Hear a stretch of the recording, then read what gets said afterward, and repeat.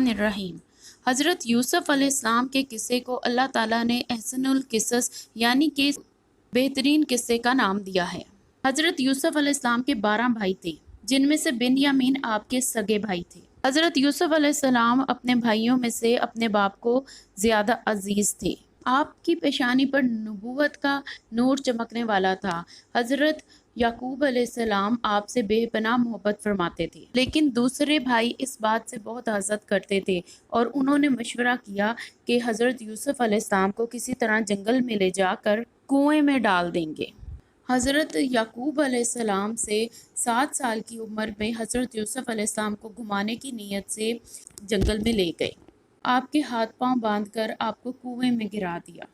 फ़ौरन हज़रत जिब्राईल अलैहिस्सलाम की हाज़िरी हुई और उनको कुएं में से निकाल लिया गया।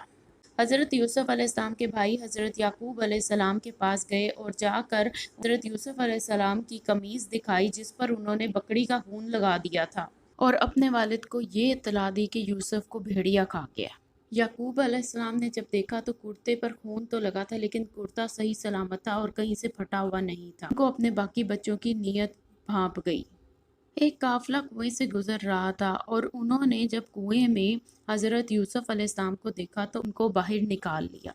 इस काफिले ने हज़रत यूसुफ़ अलैहिस्सलाम को मिस्र में फ़रोख्त कर दिया। हज़रत यूसुफ़ अलैहिस्सलाम निहायत हसीन व जमील थे और वहाँ के बादशाह ने जब ये खबर सुनी, निहायत हसीन और जमील लड़का बड़ा फ़रोख्त है, तो उसने बहुत ऊंचे दाम लगा के हज़रत यूसुफ़ अलैहिस्सलाम को ख़रीद लिया। ज़ुलेखा जो कि बादशाह की बीवी थी, वो आप पर आशिक होने लगी।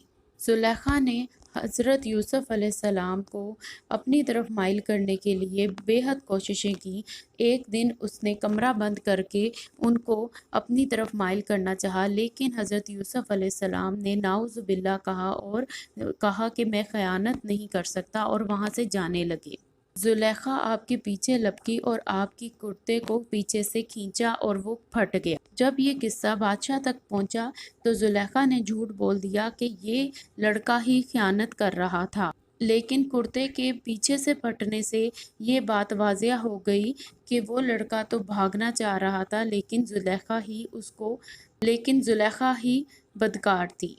लेकिन हज़रत यूसुफ़ अलैहिस्सलाम की खूबसूरती का कोई जोड़ नहीं था। औरतें उनको देखकर अपने हाथ काट लेती थीं।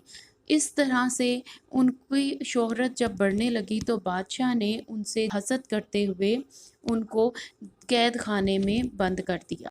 फिर हुआ यूं कि बादशाह को एक ख्वाब आया जिसमें उसने 7 मोटी गायें और फिर 7 बहुत ही दुबली पतली गायें देखी और 7 बड़े हुए खोशे देखे और 7 खाली। जब इस ख्वाब की ताबीर कोई ना कर सका तो हज़रत यूसुफ़ अलैहिस्सलाम के पास ये ख्वाब लेकर जाया गया। हज़रत यूसुफ़ अलैहिस्सलाम ने इस ख्वाब की ताबीर ये बताई कि 7 साल खुशहाली के होंगे, उस वक़्त गल्ला कर लो अनाज को, और 7 साल उसके बाद कहत साली के होंगे जब ये अनाज इस्तेमाल किया जाएगा।